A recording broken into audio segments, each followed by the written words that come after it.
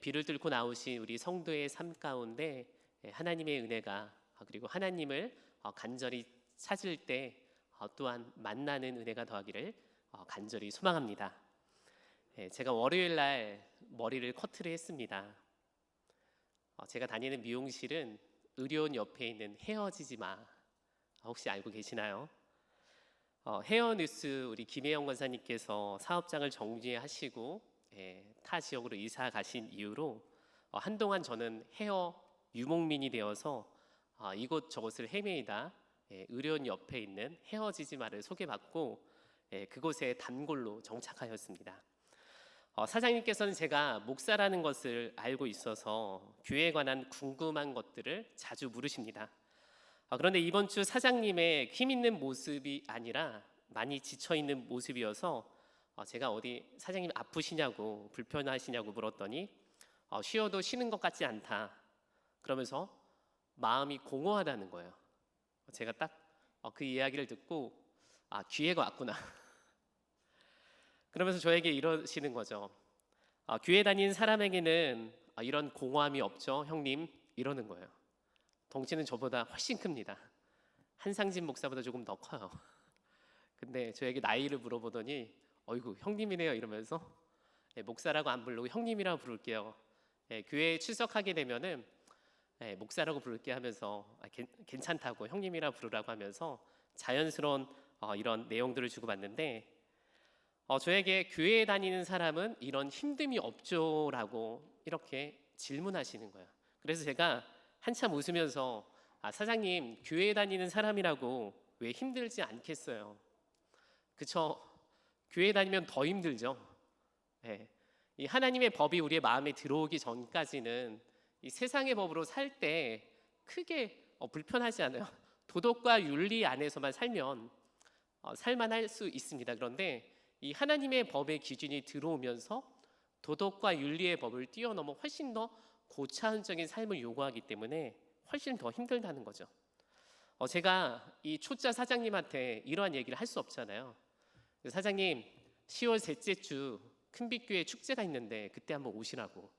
사장님 잠 많으셔서 다행히 오전에 행사하지 않고 저녁에 음악회가 있으니까 10월 셋째 주에 아들 민재 데리고 아내 데리고 오시라고 초대했습니다. 혹시 헤어지지 마에 다니시는 우리 성도님이 계시다면은 꼭 같이 협력해서 전도될 수 있도록 힘써 주시기를 부탁드립니다. 많은 사람들이 이 교회에 대한 환상을 가지고 교회에 출석하면 훌륭한 사람들과 만나 이 평탄한 관계를 그리고 괜찮은 사귐을 가질 수 있을 거라고 축축합니다. 물론 이러한 환상은 어떤 특정 기간 안에서 그리고 상황에 따라 이루어질 수도 있고 이루어지다 또 깨지기도 하고 깨진 것처럼 보여지나 또 아름다운 나눔을 살아갈 수 있죠. 그러니까 상황에 따라 각자의 상태에 따라서 정말로 좋은 관계가 될 수도 있고 그 좋은 관계가 깨질 수도 있고 또다시 좋은 관계로 발전할 수 있는 굉장히 다양한 상황을 지니고 있습니다.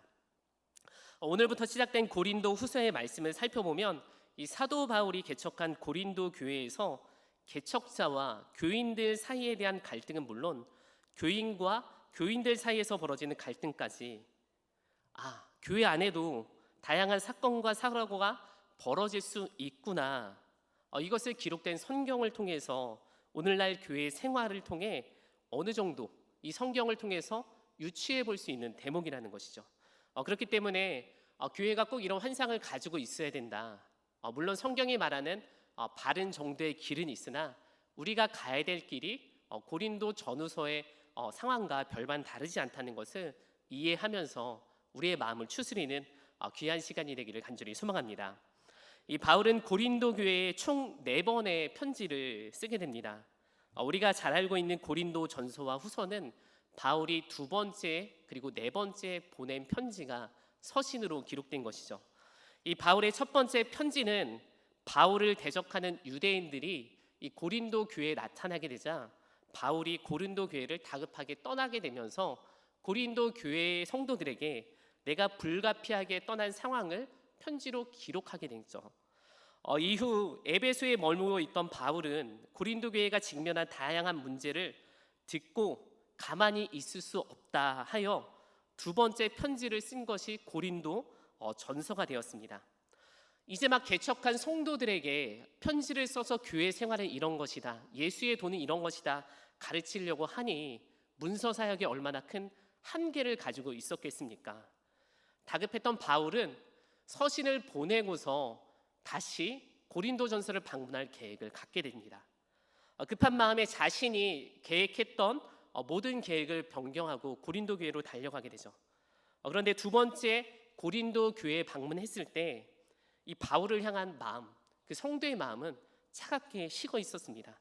내가 세운 교회가 아닌 것처럼 바울을 향한 시선이 싸늘했다는 것이죠. 그것은 거짓 사도들로부터 이 바울의 사도권이 의심당하고 공격당했기 때문입니다. 덩달아 교회 교인들 또한 바울의 사도권을 동일하게 의심하게 되었던 것이죠. 이뿐만이 아니라 이 개척 초기에 기근에 허덕였던 예루살렘 교회를 향한 연보, 그들을 향해서 모금을 해야 되겠다라는 이것이 어떻게 와전됐냐? 바울이 재물을 얻으려고 한다는 유언비어에 예루살렘을 향한 구제 헌금도 중단되었던 상황이었습니다. 어쩔 수 없이 바울은 또다시 이곳을 떠나와야만 했습니다. 만약 우리 성도님들께서 개척한 교회에서 내가 이런 상황을 맞는다면, 혹여 내가 세운 사업장과 내 직장에서 이런 말도 안 되는 공격을 받는다면 우리의 마음이 어떨까요? 그럼에도 바울은 고린도 교회를 향해 또다시 펜을 들고 세 번째 편지를 기록하게 됩니다.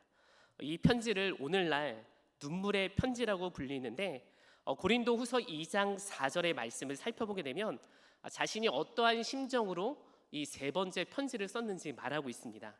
우리 함께 고린도후서 2장 4절의 말씀을 함께 봉독하도록 하겠습니다. 내가 마음에 큰 눌림과 걱정이 있어 많은 눈물로 너희에게 쏟노니 이는 너희로 근심하게 하려 한 것이 아니요 오직 내가 너희를 향하여 넘치는 사랑이 있음을 너희로 알게 하려 함이라. 아멘. 바울의 큰 눌림, 두 번째 고린도 교회, 본인이 세웠던 교회에서 푸대접을 받고 다시금 돌아온 그 자리에서 펜을 들고 이들에게 큰 마음이 있지만 넘치는 사랑을 다시 붙들고 펜을 들고 그들에게 예수 그리스도의 복음을 전했다라는 것이에요. 감사하게도 이 세 번째 눈물의 편지가 디도에게 통해서 고린도 교회에게 전달되었는데, 고린도 교회의 모든 성도들이 이 바울의 눈물의 편지를 통해 그들의 삶이 회개하면서 다시금 마음이 움직이기 시작했다는 소식을 듣게 됩니다. 눈물의 편지를 써서 그들의 반응이 어땠을까 노심초사하고 있었던 바울에게 새로운 소식이 들리자 또다시 네 번째 편지를 기록하게 되는데, 그것이 바로 고린도 후서가 된 것이죠. 그래서 고린도 후서는 앞으로 바울이 고린도 교회를 방문할 계획과 더불어 자신의 사도권이 비방받았던 것에 대해서 다시금 변론하고 또한 멈춰있던 예루살렘 구제에 관한 것을 재개하려는 내용이 큰 축으로 담겨 있습니다. 제가 이 수요 성화 예배의 설교를 준비하며 이 오늘 제목을 어떻게 잡을까 두 가지로 고민했는데, 하나는 네 번째 편지, 그리고 또 하나는 중꺽마. 그래서 뭘로 할까 하다가 중꺽마를 택했습니다. 혹시 우리 성도님들 중꺽마라고 들어보셨나요? 저도 들어본 지 얼마 안 됐는데요.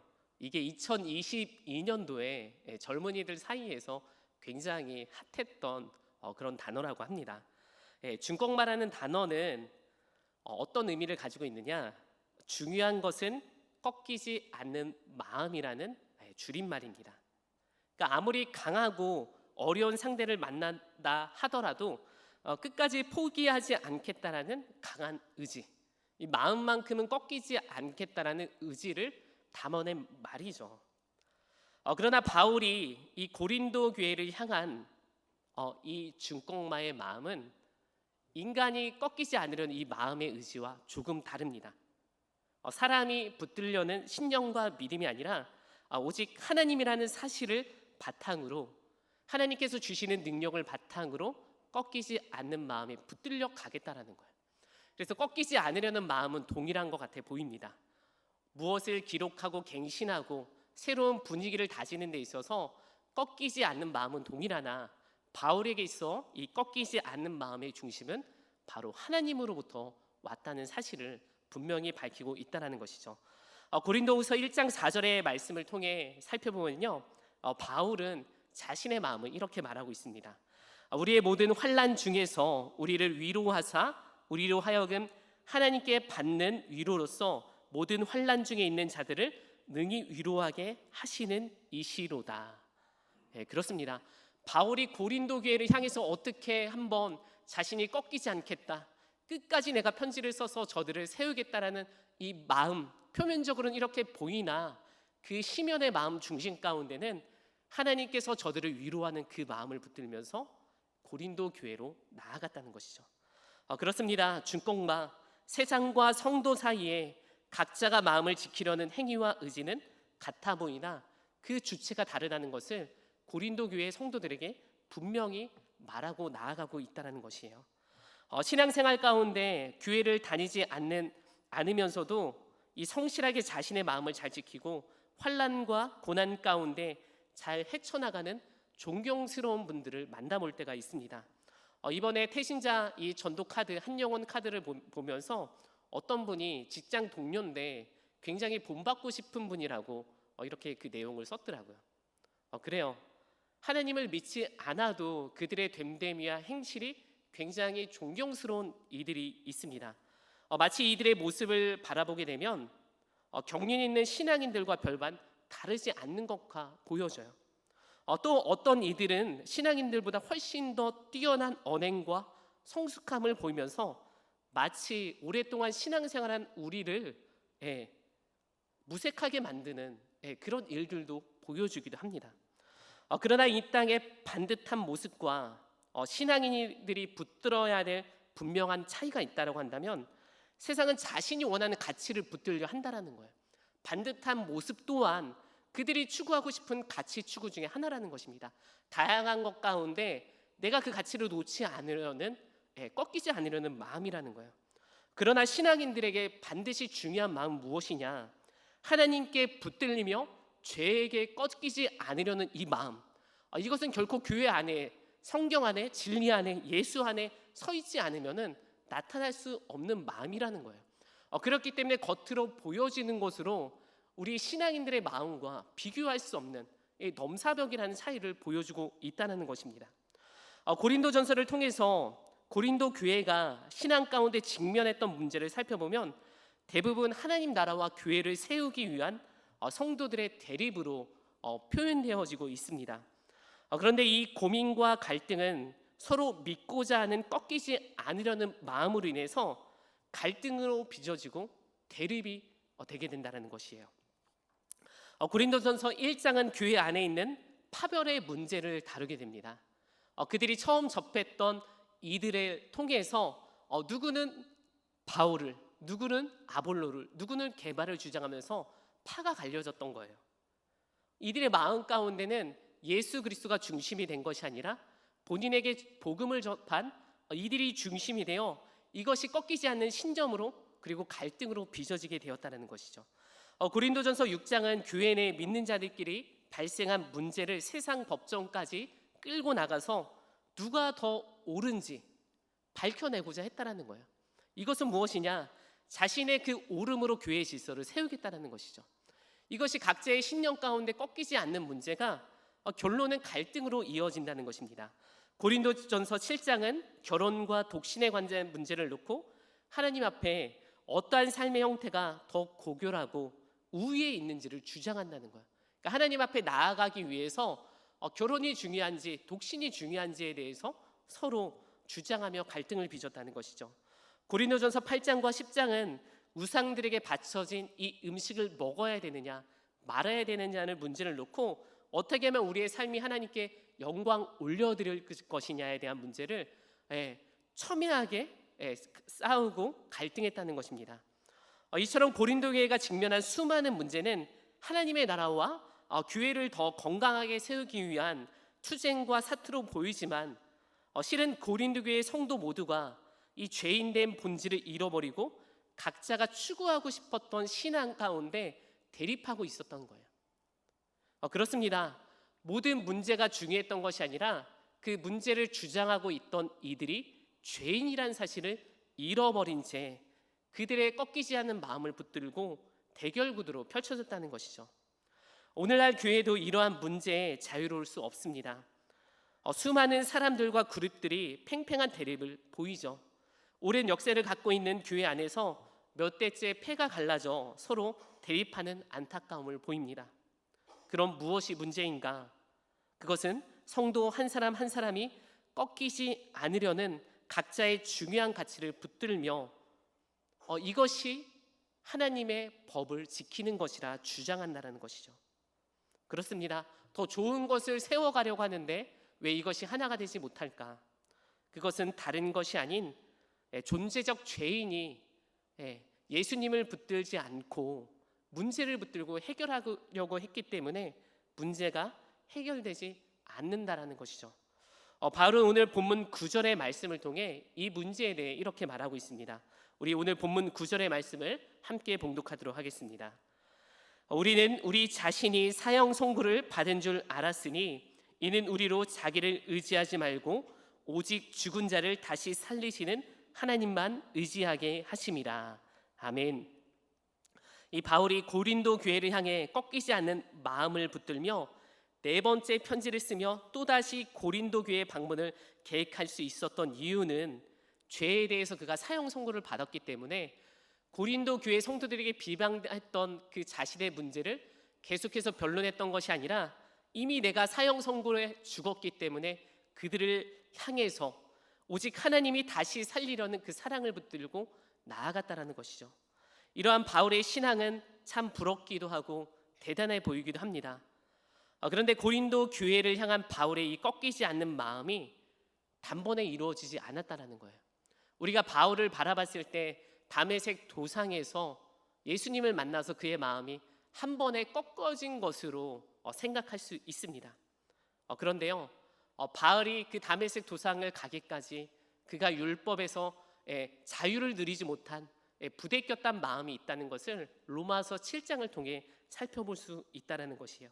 로마서 7장 14절의 이하의 말씀을 살펴보면 그가 율법을 지키기 위해서 그가 율법을 따르며 교회를 세우고 하나님의 나라를 세우기 위해서 수도 없이 예수쟁이를 죽이면서 그 마음 가운데 부대꼈던 그 마음을 토로하고 고백하고 있습니다. 로마서 17장 14절 이하의 말씀을 이해하기 쉽게 메시지 성령으로 제가 천천히 봉독해 나가도록 하겠습니다. 하나님의 명령은 다 영적입니다. 하지만 나는 나 자신이 영적이지 못하다는 것을 압니다. 사실 내게는 명령 이상의 무언가가 필요합니다.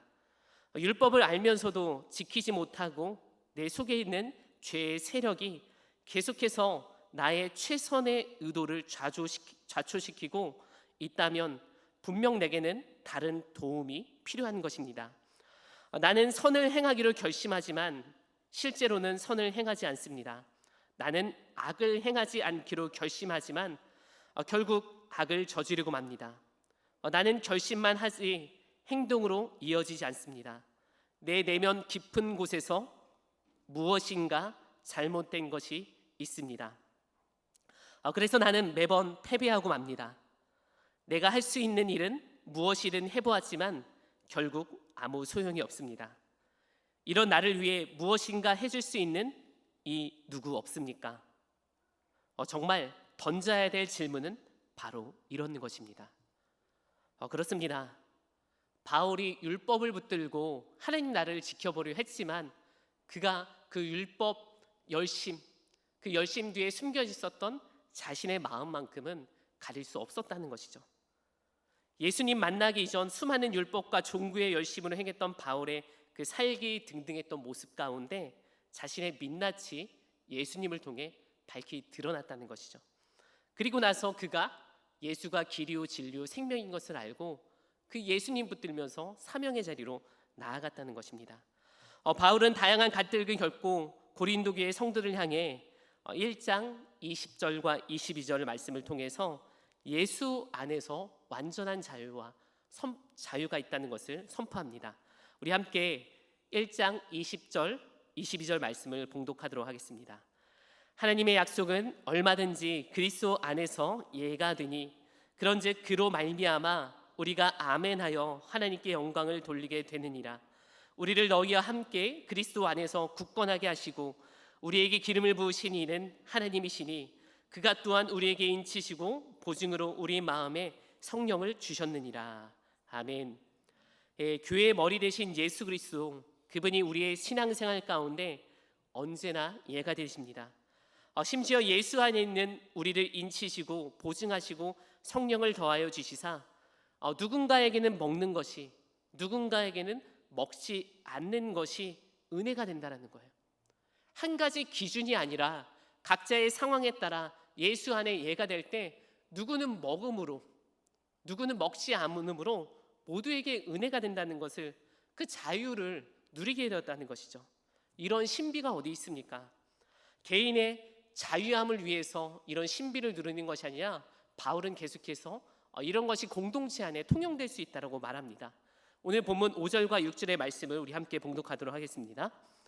그리스도의 고난이 우리에게 넘치는 것 같이 우리가 받는 위로도 그리스도로 말미암아 넘치는도다. 우리가 환난 당하는 것도 너희가 위로와 구원을 받게 하려는 것이요 우리가 위로를 받는 것도 너희가 위로를 받게 하려는 것이니 이 위로가 너희 속에 역사하여 우리가 받는 것 같은 고난을 너희도 견디게 하느니라. 아멘. 이 바울 당시 헬라 문화와 로마 문화는 고난을 사회적 수치로 여겼던 시기였기에 그리스도의 고난과 바울의 고난은 사회적 정서를 가르면서 고난과 고통 가운데 있었던 자들에게 위로와 경종을 울리게 하는 아름다운 소식이었습니다. 지난 토요일 동부연의 골든벨에 출전한 아이들이 아름다운 경연을 펼쳤는데 그 8명 가운데 7명이 서바이벌 본선에 또 올라가게 되었습니다. 그런데 이때 떨어진 한 명이 다 올라갔는데 한 명만 떨어졌죠. 시험장을 이제 정리하고 나가야 되는데 너무나 아쉬웠는지 눈물을 흘리면서 골든벨이 나에게 실패와 좌절을 맛보게 했어라는 멘트를 남겼습니다. 그래서 제가 그 얘기를 듣고 너무 안타까운 마음이 들지만 이가 실패한 것이 아니죠. 다만 골든벨 그 연예 대회에 나가서 본선에 진출하지 못했지만 그에게 하나님의 말씀으로 도전했고 또한 그 과정 가운데 있기 때문에 지금 그 과정에서는 잠시 중단했을지 모르지만 이 이후의 과정 가운데는 언제든지 예가 될 수 있다는 것입니다. 그래서 그 눈물을 닦으면서 준층으로 올라갈 수밖에 없었어요. 그리고 곧바로 서바이벌전이 시작되었습니다. 이 서바이벌전은 한 문제가 떨어지면 바로 이제 탈락하는 형식인데 올라갔던 7명 친구들이 한 문제 한 문제에서 바로바로 탈락하는 거예요. 그랬더니 이 친구가 먼저 울었잖아요. 계속해서 떨어진 친구들의 위로자가 되었다는 것이죠. 그렇습니다. 전국대회에 출전한 2명 또한 그리고 아쉽게 출전하지 못한 6명 모두가 예수 안에서 예가 되었기에 서로에게 버릴 것이 없는 소중한 시간이자 이 뜻을 아직 깨닫지 못한 아이들에게는 훗날 그들의 삶을 지탱할 주춧돌이 되었다는 것이죠. 말씀을 마무리하려고 합니다. 신앙생활 가운데 채워짐이 없는 공허함이 있다면 지금 당장 무엇을 주장하기보다 내 안에 그리스도가 예가 되고 있는지, 내 안에 꺾이지 않으려는 마음이 예수님인지 반드시 확인해야 됩니다. 그렇지 않고서는 우리 신앙생활에 빚어지는 것은 갈등밖에 없다라는 것이죠. 바울은 이를 위해서 계속해서 고린도 교회에 편지하며 그들을 만나기 원했다라는 것이죠. 이 시간 우리 마음 가운데 찾아오신 그 예수 그리스도, 그분이 우리의 삶에 언제나 예가 되십니다. 그리고 또한 그 예수님이 필요한 삶의 자리에, 그리고 이 삼척 땅 가운데, 동해 땅 가운데 바울과 같이 찾아가 위로자가 되는 우리 성도의 삶이 되기를 간절히 소망하며 후반기 우리 큰비 전도 축제에 전도하는 아름다운 성도의 삶이 되기를 간절히 축복합니다.